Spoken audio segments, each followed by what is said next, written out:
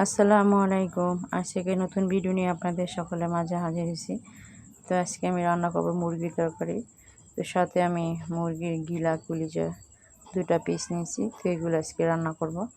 তো তার জন্য এখন আমি এগুলো মলিদা করে রান্না করব। তার জন্য হলুদ, মরিচ, পেঁয়াজ, কাঁচা মরিচ, গরম মশলা সব একসাথে আমি দিয়ে দিয়েছি। জিরা গুঁড়োর সাথে দিয়ে দিয়েছি, লবণও দিয়ে দিয়েছি। তো এবার মলিদা করে এখন আমি কিছুক্ষণ রান্না করে নিব।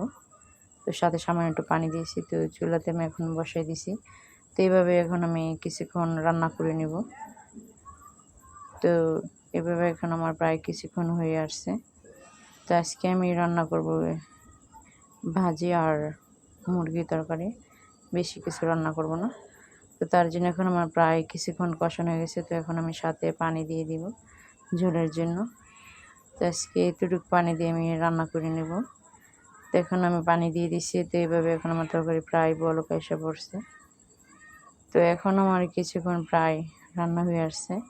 তো এইভাবে করে ভালো করে আমি এখন রান্না করে নেব। তো এখন আমার প্রায় তরকারি হয়ে আসছে। তো এখন আমি নামিয়ে নিব।